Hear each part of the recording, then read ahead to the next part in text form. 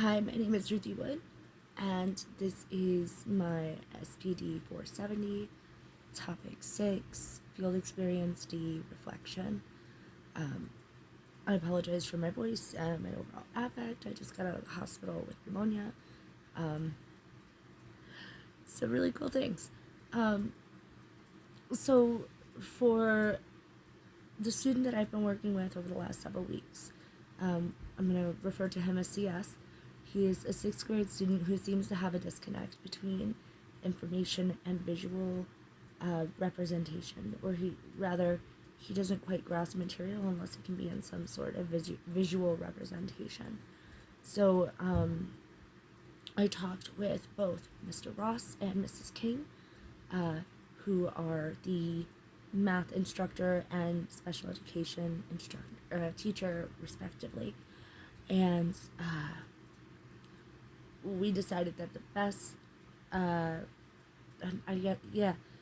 sorry, that the best thing to do with CS would be to provide him with some tools to create those visual images to better comprehend the information that was being provided and come up with a solution that he could thoroughly understand.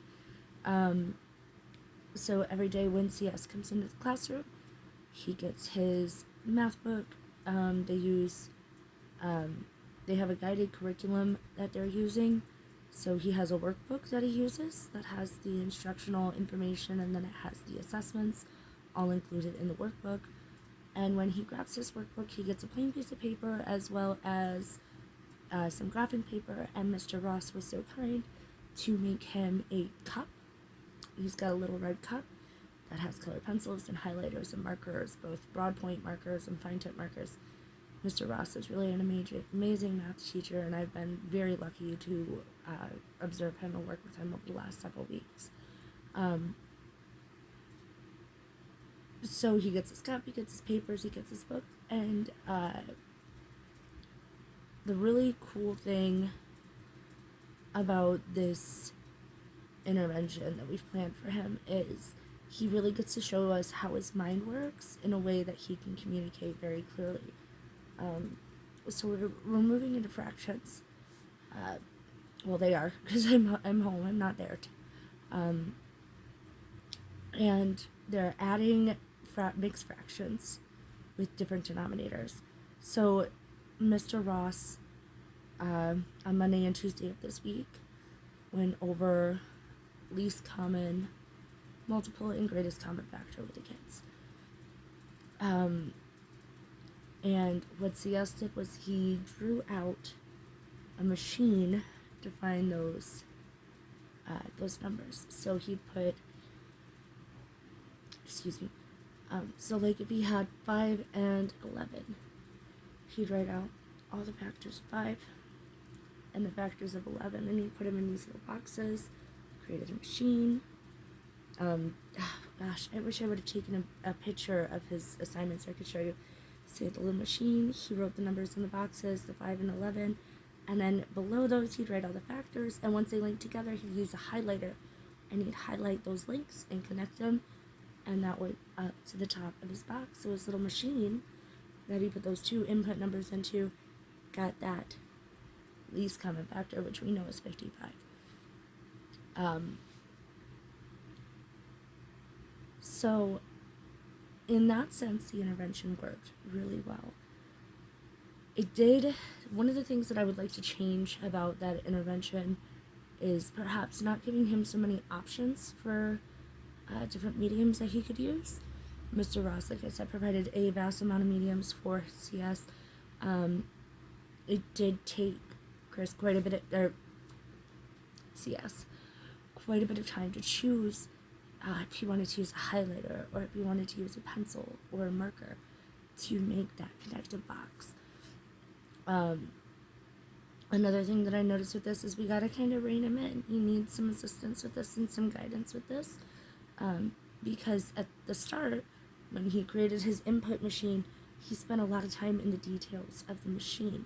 So that's something that we're going to be working on as we move into mixed fractions, is helping Chris to dial back that desire to exponentially create this incredibly imaginative idea in his head and just kind of put the blueprints on the paper to help show how he's understanding the material and to help him understand the material, because that's the goal here. To keep these minds in to help in my future classroom, I'm going to keep that idea in mind, that when we're creating interventions for kids, it's great to give them all of these tools where they can really let their imagination run wild. I'm a very visual learner. I have to see it, I have to do it. So that's kind of why my mind went there when I saw him drawing everything out. Initially in my field experience A, and then in my field experience B, when I really got to talk with him some more, was okay, he's visual, let's let him make a visual representation. But what took the rest of the class maybe 15 minutes to do for the assignment, he took the entire 25 remaining class minutes to work on, and then still took it into his win block, his academic support time, and had to complete it there. And I'm not sure that he actually finished the assignment because he was putting so much effort into creating the machine design itself.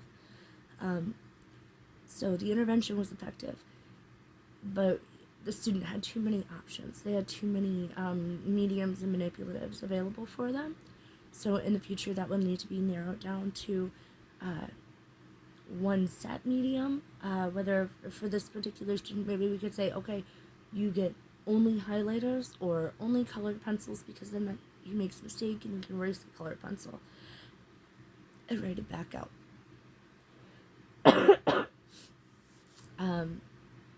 And that's definitely something that I plan to keep in mind and work on throughout the rest of this course, and with what I do in my everyday job with reading intervention strategies, is limit the options but still provide them.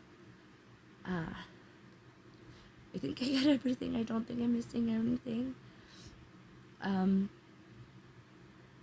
I never know how to end these, so thank you.